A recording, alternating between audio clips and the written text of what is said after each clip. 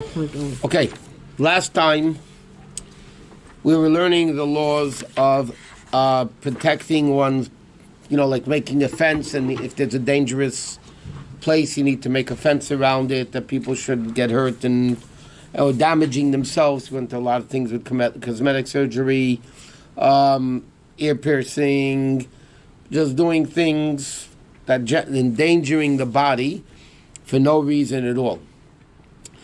So we're discussing all those various different types of things last time.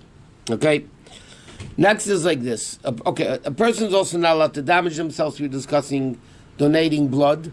You're allowed to. In fact, in the high school, a girl asked me about donating bone marrow. It's the concept of in a God forbid situation. Yeah, whatever. Donating bone marrow, even for a bone marrow bank. It doesn't. Really? I don't know if it works by a bank like it is by blood. But you're allowed to. Yeah, the bottom line is the poskim that talk about it all maintain that you're allowed to because, first of all, the damage is minimal, it's beneficial, it's not a big danger in any way whatsoever. Okay? Now, next dinner is like this. You're not allowed to destroy property, even if it's yours.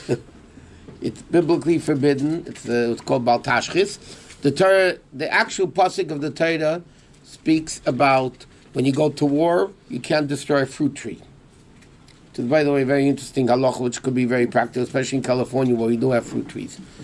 But from there, the Gemara learns you're not allowed to damage any property. Okay? Now, like what? I'm not allowed to take a piece of paper and just rip it.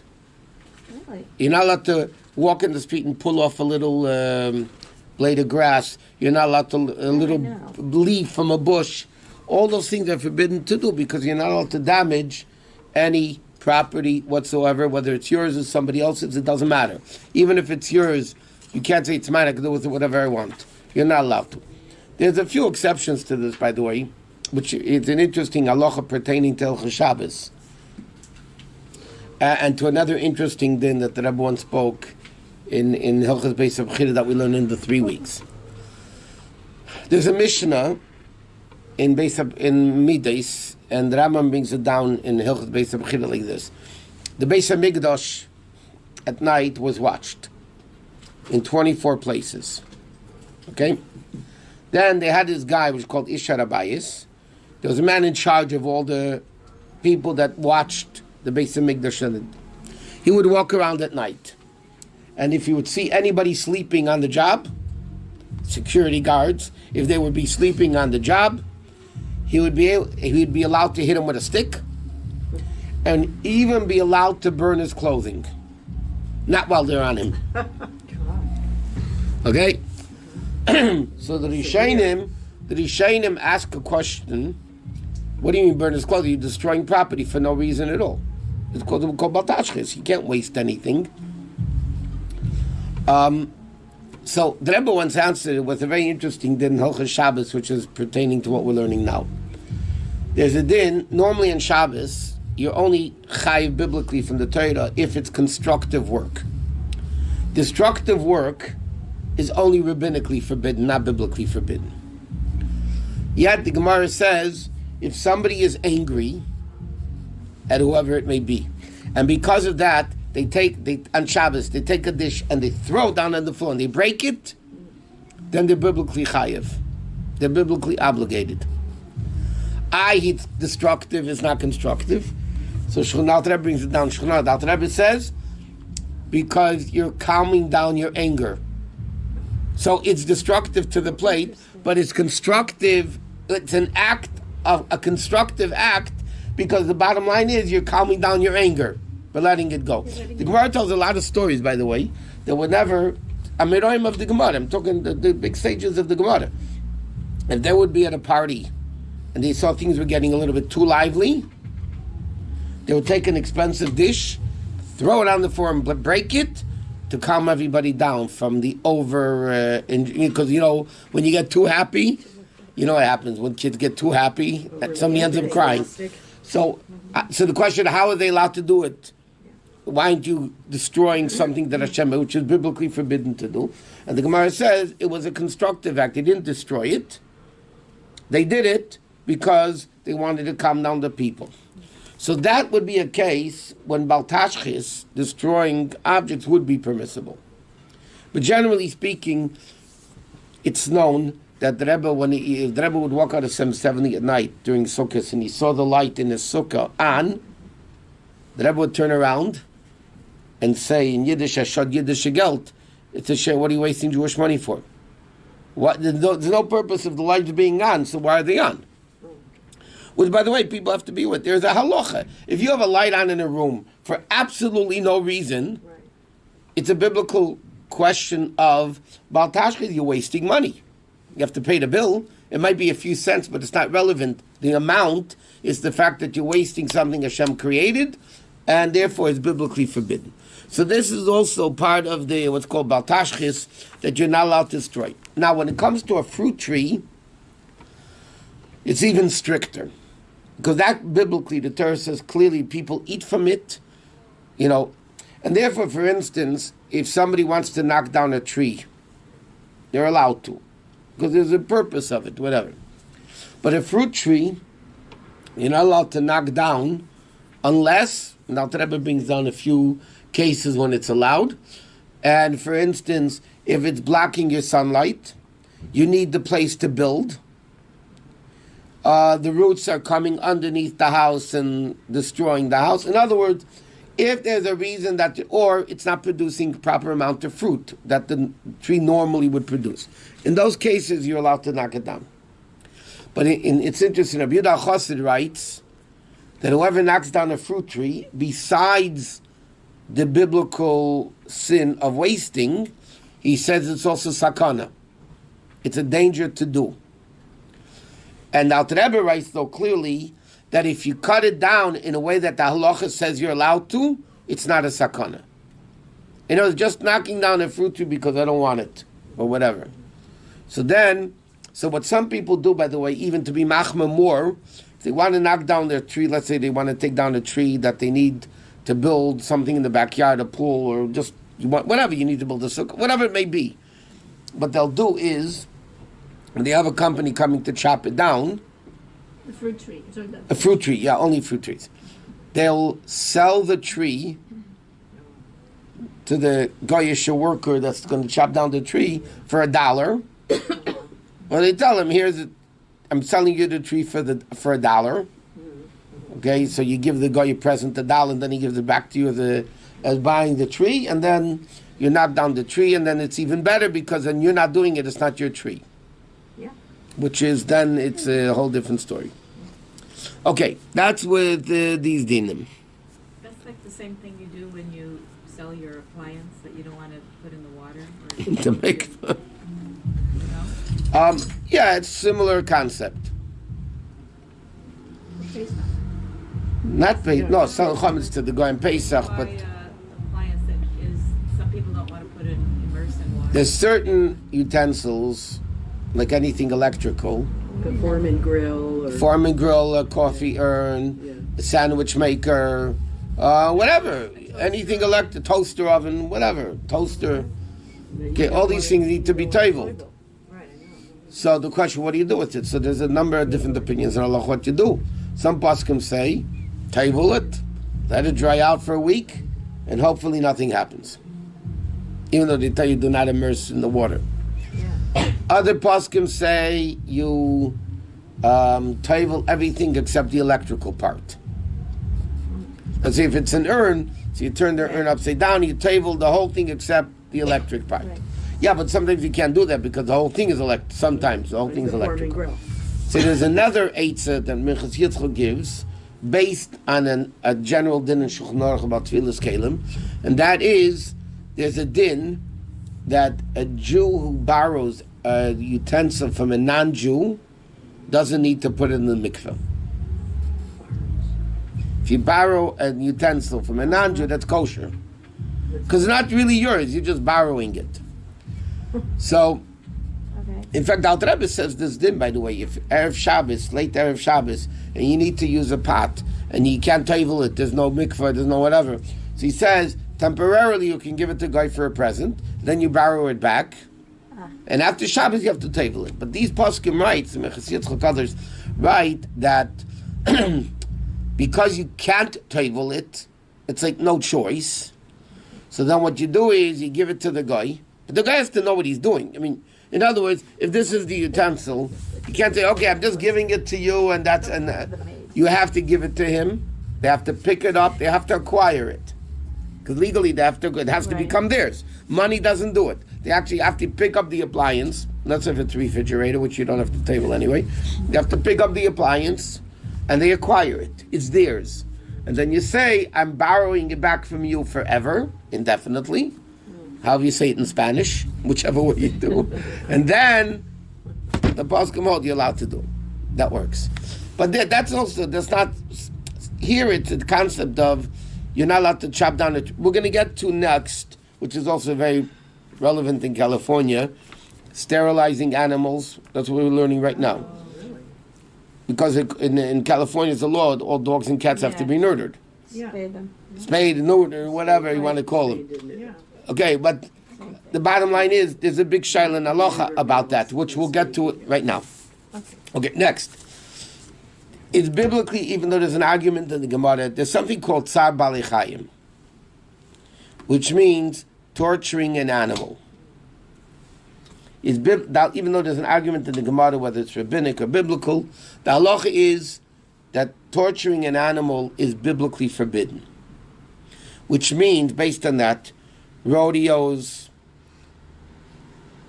could even be a shallow horse racing, pigeon racing, bullfights, all those things that you're torturing animals is actually biblically forbidden. Now, you're allowed to kill an animal. You're allowed to, for instance, in certain cases, if there's a spider or a rat or mouse or... They're dead. They're dead. It depends how fast they run out of the house. So then, if it's bothering you, you're allowed to kill it. But even when you kill things, by the way, contrary to the animal rights people, according to halacha, animals were created to serve humans, contrary to many beliefs. Which means you're allowed to kill animals, study animals, if that is for the benefit of medicine. Listen, all the medications we have to, all these, because they did it on rats, mice, guinea pigs, or whatever thing. So then, you're allowed to do it, because then it's beneficial for the animal. They say another interesting proof. The Rambam says, whoever says that Hashem says you can't eat meat, or whatever, because it's cruel to animals, the Rambam writes, Hashem wanted that he wouldn't allow shechita either. Hashem wouldn't allow you to kill an animal to eat it. So obviously that is allowed. But you can't just torture an animal for no reason at all, unless if they're hurting the person, or, if you have an animal running around and or a little bug or whatever, then you're allowed to kill it. In fact, there's a very interesting story in the Medrash with David HaMelech. David HaMelech complained to Hashem, why in the world did you create spiders? It's such nutniks. Spiders, There's din shchnach, you have to clean the spider webs. Erev Shabbos, before Shabbos. Now the Rebbe also brings down Hilchos Shabbos, you have to clean the spider webs. To clean the house for Shabbos, he said you have to clean the spider webs. The Rebbe brings it down shchnach. But anyway, so Hashem said to David HaMelech, I swear that this spider is going to save your life. What happened? So there's a story in Tanakh, based on the Medrashim, that what Shaul HaMelech wanted to kill David. And he was chasing him. And he got very, very close to David HaMelech. Anyway, David HaMelech ran into a cave.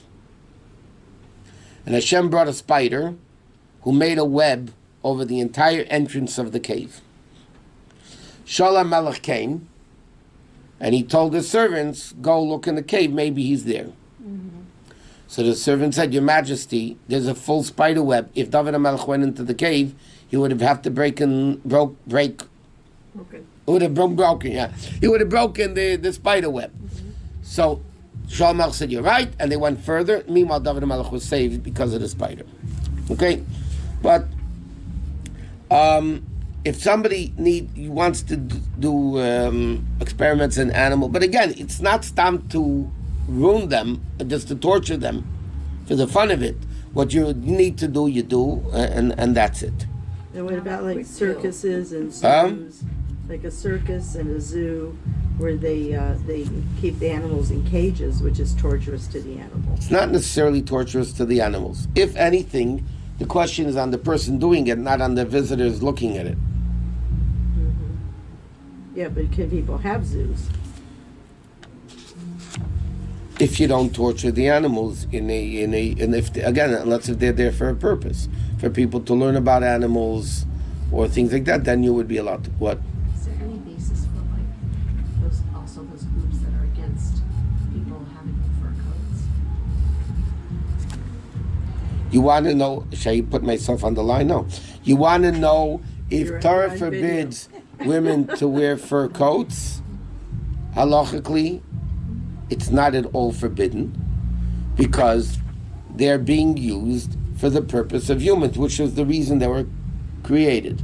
Now, that doesn't mean you could torture the animal to do it, but they bring down an interesting thing. The Native Yehuda writes, you can go be a hunter, shoot down birds and that, for parnasa, and you'd be allowed to do it because, again, you're doing it for something constructive. But just to torture an animal for no reason at all is biblically forbidden. In fact, there's a din in the Torah, we say it in the Shema. Hashem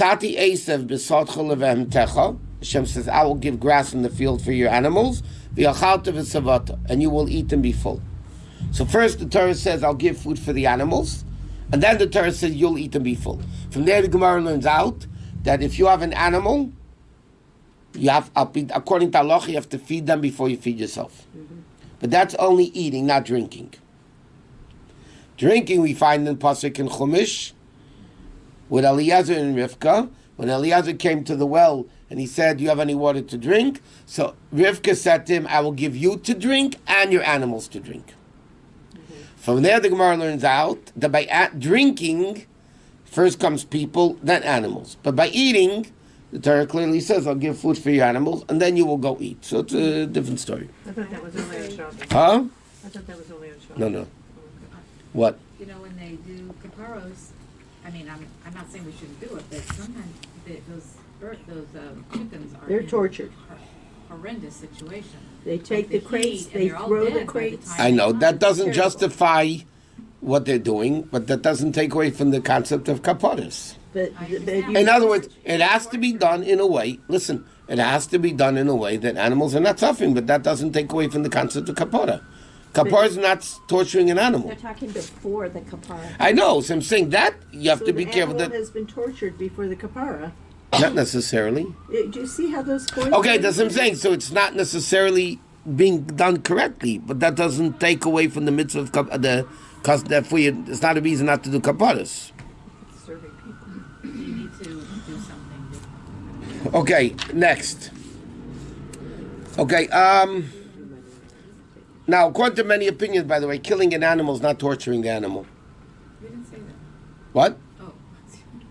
I thought you were talking about the kapara. No. I'm saying there are many opinions in halacha that say killing an animal is not torturing it because you're killing it. Torturing when it stays alive and you're just torturing the animal. Okay? Now, it's an interesting question.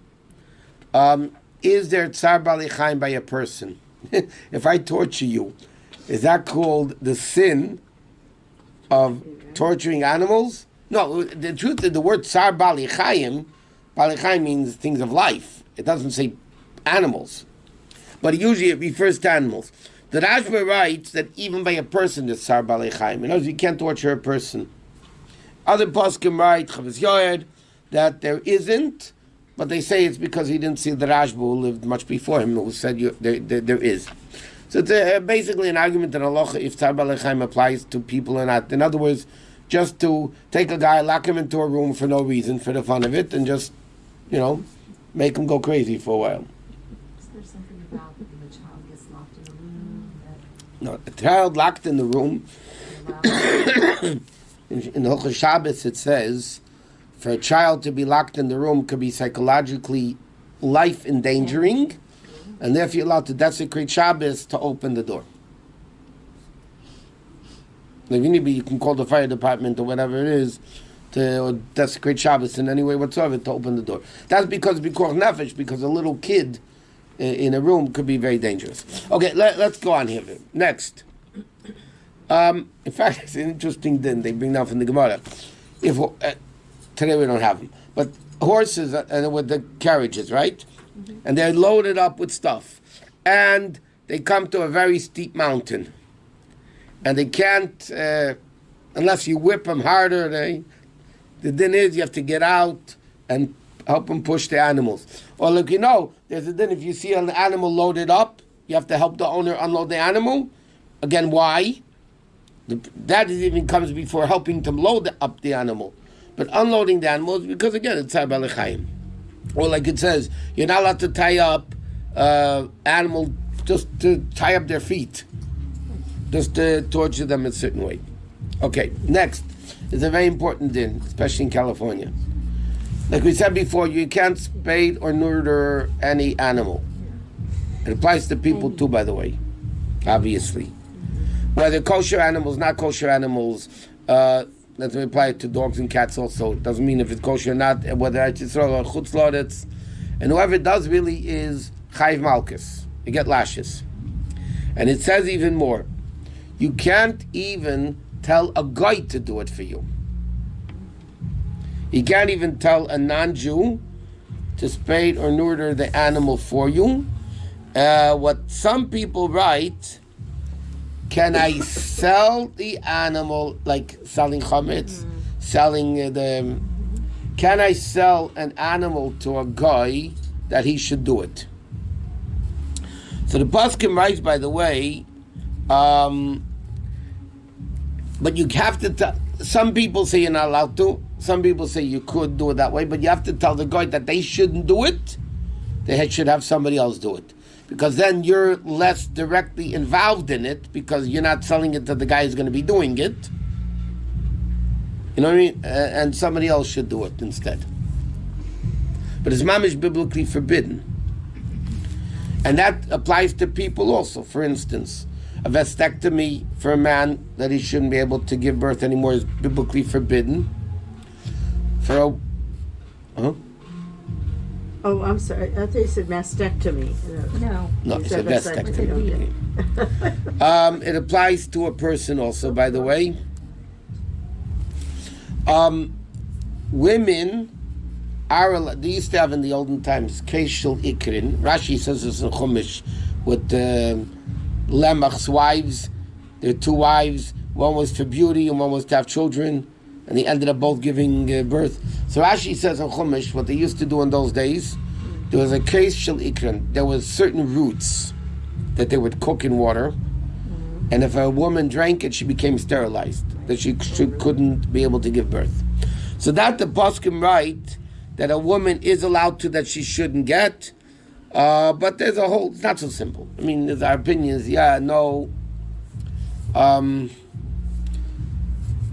Tying the tubes, for instance, it's child has come up a lot, by the way. For a woman to tie her tubes that she shouldn't get pregnant. So that's not allowed, by the way. Under certain special cases, a woman can tie the tubes if it's possible to undo it. In other words, if it's permanent, you can't do it. If it's done in a way, but that's the big shalit, you need a heter from a big rav that deals with the stuff, that to be able to permit it, if they can tie the tubes in a way that it's technically reversible, and then it would be allowed.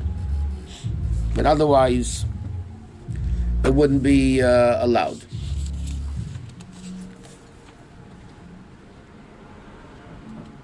Okay, that's that with the Mesaris. Okay, you can't tell a guy to do it. So what do? You have to sell the animal. I mean, You have to sell the animal. You have to spay and neuter. I know. So the best thing, by the way, halachically in a practical sense, is to buy them already spayed or neutered. That's the best thing halachically. Then you don't have an issue. You didn't do it, then it is what it is. But if you have a dog that gives birth to other dogs, or cats that give birth to other cats, and now they're all yours, so the problem, you can sell to them and then buy it back later. What? Robert, did you talk about this recently when this thing about when women do like mascara What? eyeliner or whatever for their surgery for their, you know what I'm talking about? Permanent makeup. It's like a tattoo. Is that like a tattoo? It is not like a tattoo. It is a tattoo. Tattoo. Same thing, it's permanent. I was asked a lot of times about this permanent makeup. I looked into it, Yeah. and it's mamish. They actually the permanent makeup is actually they go into the skin. It's inside the skin, so they actually it's actually a tattoo, which is forbidden for men and women. It's a negative commandment, so it's forbidden for women too. So a woman wouldn't be able to put on permanent makeup. What about women? But there are, again, this is a generalization. There are certain times women have surgeries and they need to reconstructive surgery. There's a lot of issues. Sometimes people in the Steingedat that need radiation, and they need to know the exact place of the radiation, so they actually tattoo. Yeah, they do. Yeah, I know, thank you. No, they actually put a tattoo in the place. So then obviously you're talking a Shalat Pikuach Nefesh. It's a whole different, to saving life, it's a whole completely different story. Okay, let's go to Tanya.